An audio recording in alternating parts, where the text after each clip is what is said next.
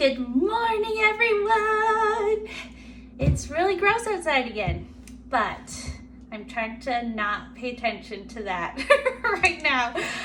Today we're gonna make puff pastry. Very exciting. Normally you just buy it out of the freezer, but we're avoiding the grocery store, so we're making it. I'm gonna do what is called a quick puff pastry or a rough puff pastry. But it's basically the same thing, just a little less time. It still does take a bit of time, but mostly it's just waiting in the fridge. So we're gonna get that started, and then once we finish it, we're gonna make sausage rolls. Exciting, with some delicious Palumbo sausages. Yes, delicious. Amazing. So what we're gonna do is first, I've got 1 3/4 cup of flour. I'm gonna add 1 teaspoon of salt, and then 1 cup of really cold butter. I've just chopped up my butter here into cubes. So it's kind of like we're making a pie dough, except for we don't want to break up our butter as much as in a pie dough. So I'm just gonna toss that together here, kind of break them up a bit. We want to keep some big chunks of butter because that's gonna get folded and make us have this nice, flaky, delicious, crispy pastry.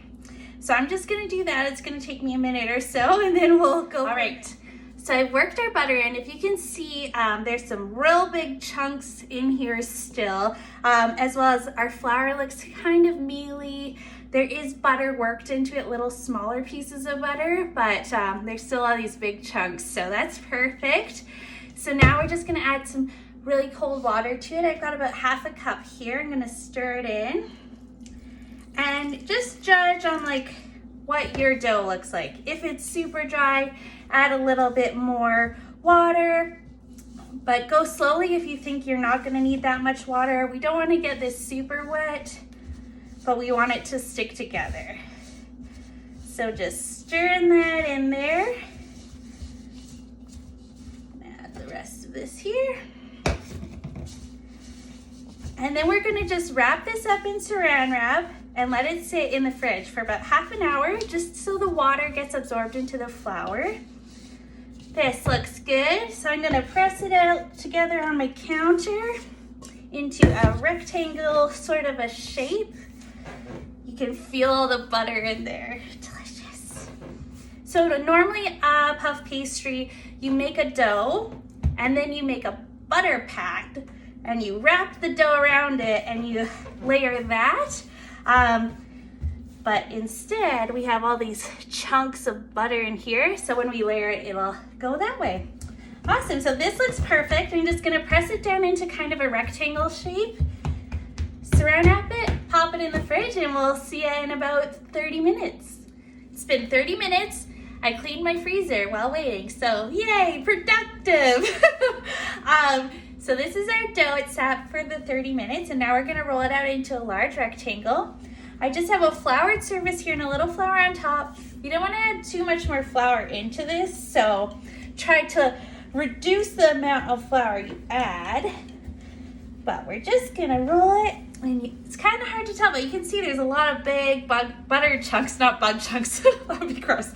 Butter chunks, which is perfect. So I'm just gonna, I like to turn it a little and roll it that way. I know it doesn't stick to the table, and it also helps get your gluten going in different directions so you don't have it shrink up a whole bunch. Okay, perfect. So this is looking good. And then when it comes to puff pastry, there's 2 kinds of folds. There's one called a 3-fold, which has like a brochure. And there's one called a 4-fold, which is like 2 books then folded together. This is not the hugest piece of puff pastry, so we're gonna do a 3-fold.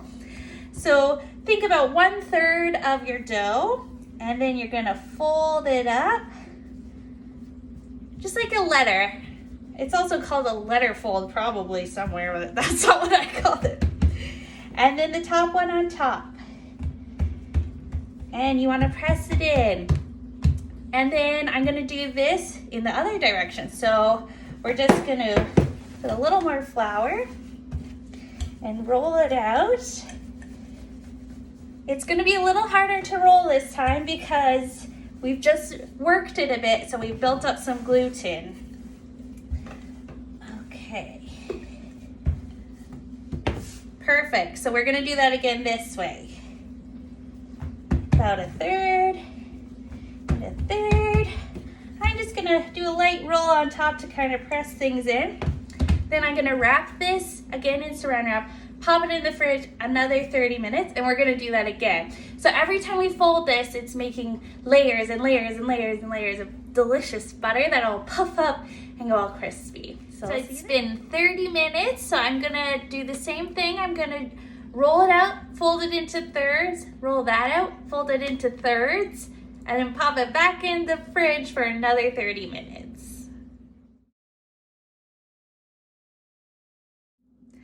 So it's been half an hour.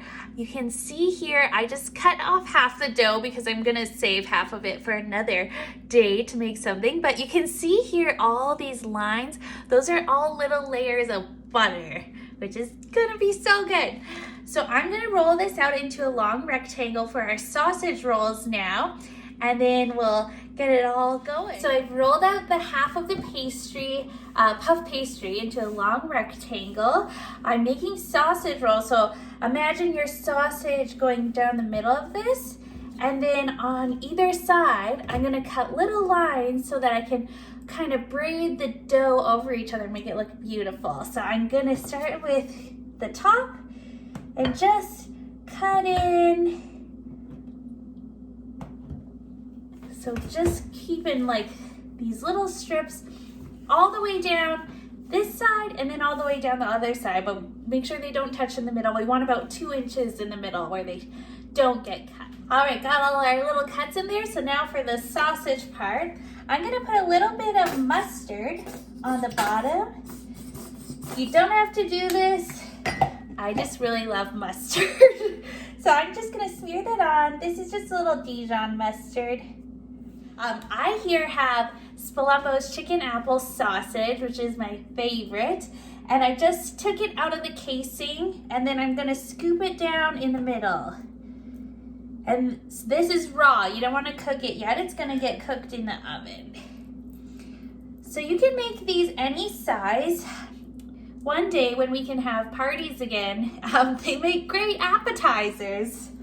But right now I'm just partying with myself. So large size it is. So this here was 2 sausages.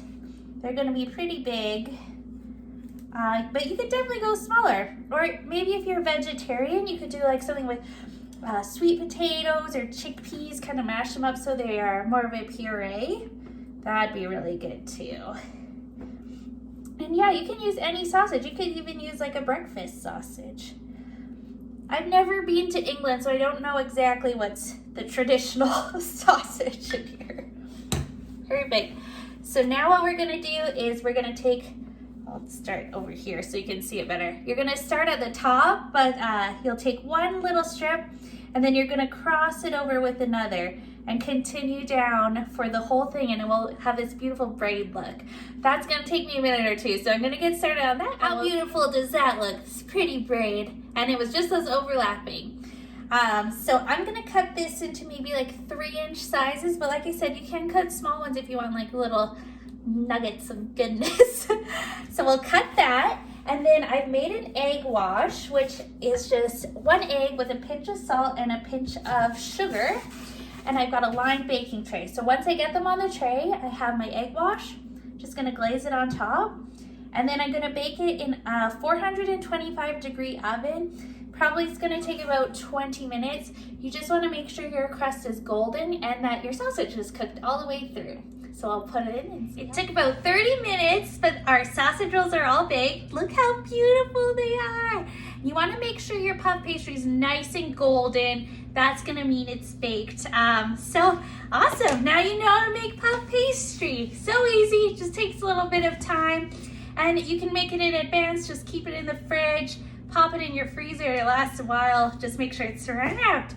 Awesome, well, we'll bake something else with our other half in the next few days. I can't wait till then, see ya.